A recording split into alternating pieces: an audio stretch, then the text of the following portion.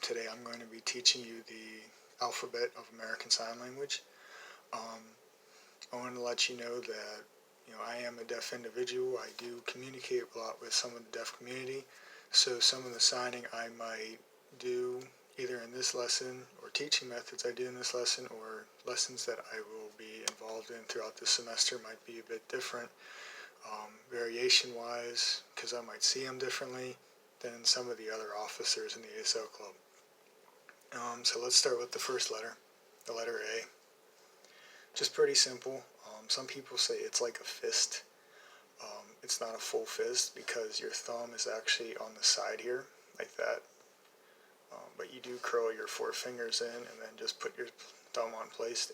It's supposed to resemble a lowercase a, which when you think about it, it does, because you kind of have like this circular area and your thumb kind of acts as the stem. As I show you like the letter S, I will show you to make sure that your thumb placement is important, because you could very well mistake A for S. It's just where the thumb is. But this is the letter A. So B, I always kind of say, you kind of like make a number 4. You bring these four fingers together, you take your thumb, and you place it across your palm like that. That's the letter B. Then the letter C is pretty simple. You kind of just form your hand into a letter C.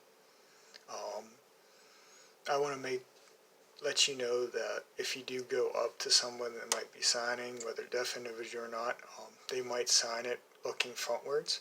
So I want you to get this idea that not all letters are going to be on the side like that to be able to see as easily. So I do want you to get this idea in your mind that it's going to be looking like that to you as well. Same with the letter D. You're going to see it frontward, but it's pretty simple. You curl these 3 fingers on the letter D. These 3 fingers on your thumb like that. And then you take your index finger and you put it up like that. So that's the letter D. Just to be cautious, I've seen some people use their pinky instead of their index. That's not the letter D. Just make sure it is your index finger that you are pointing up in the air to resemble the lowercase letter D in English. And then E is pretty simple too. It's like this. So you curl your top 4 fingers into your palm, then you take your thumb right here and kind of just put it right underneath. You'll see some people, they might do this as well, so there might be a bit more of a gap, but either way it works. It's the letter E. And then F is like this. It's also like the number 9 too, honestly, but F is pretty much, you got your 3 fingers, your middle ring and pinky kind of going up in the air like that, your index and thumb kind of curled in, and then I always kind of think of the F kind of like a fan, F for fan, so that's the letter F. Then G is pretty simple too. It's you kind of have your index finger coming across like this, and then your thumb goes behind it like that, and it's supposed to resemble kind of like the stem. So when you write the letter G, that stem that comes in, so that's the letter G. And then H is pretty simple too. It's just your index and your middle finger on top of each other like that. Then I is just your pinky up in the middle of the air. And then J, you can take that still with your pinky in the middle of the air, and you come in kind of like a hook, or even like a J, to make that swoop curve in. So that's the letter J. And K is a bit difficult. K is probably going to be one of your more harder letters to do, but take care with me now. So your index finger is up here, up in the air. Your middle finger kind of goes across like that, and then you're going to take your thumb and put it right on there on your middle finger like that. So it's kind of like that. Then L is pretty simple. It's just the letter L. Then M, it's like this, so it's like 3, it's your index, middle, and ring on top of your thumb right here. Your pinky doesn't do anything. Other people do it straight out.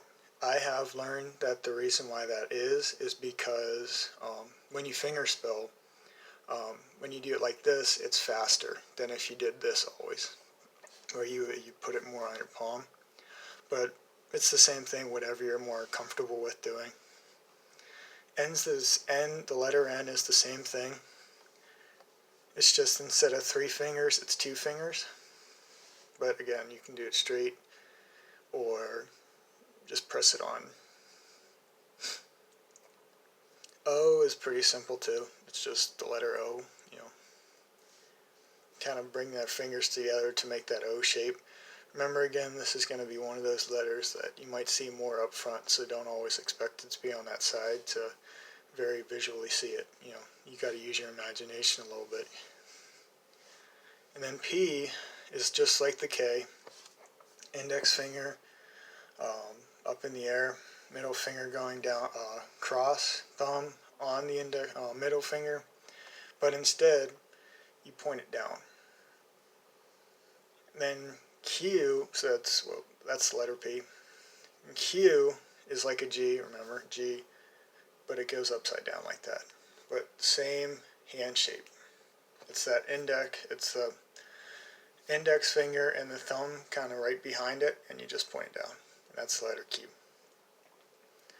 R is pretty simple. It's just like, it's literally crossing your fingers.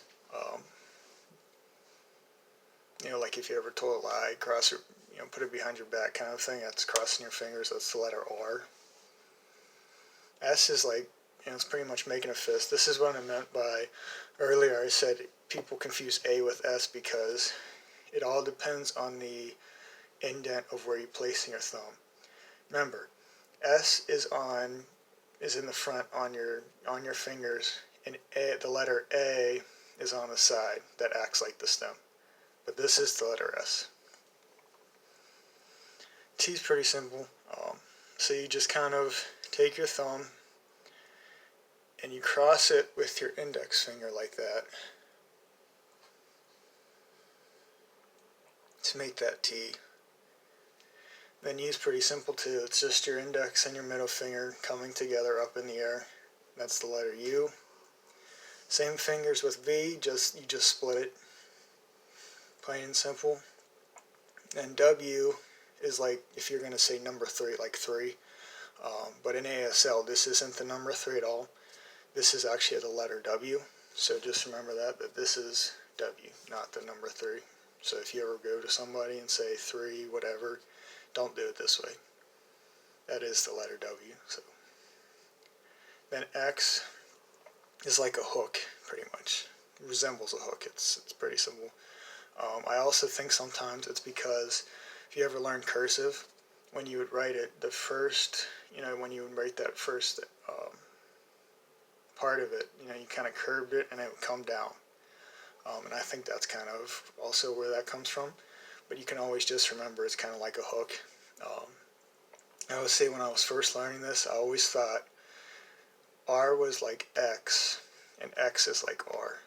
So, and then Z, pretty basic. You just take your index finger and you draw an imaginary Z kind of in the middle of the air, like that. Do it one more time. And Z, okay. And that's the letters. I would say to practice more and more as you get around.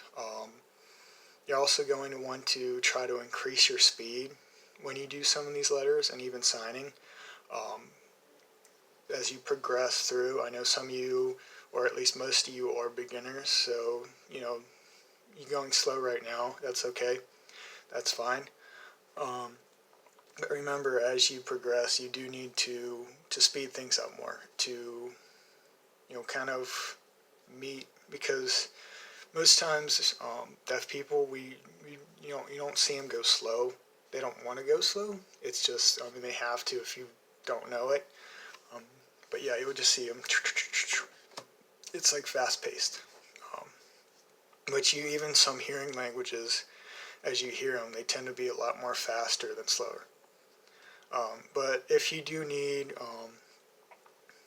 my help with this video that maybe you're having a little troubles with, or another video that you might see that I might not be in it or in it at all, you can always email me. My email is dkWZ@iup.edu. And then you can always email me your questions that you might have, even if it, I don't know, even if it's just a plain deaf related question you might see on the street and think about. And I'd be glad to help the best that I can. So yeah, that's the alphabet. Good luck, guys.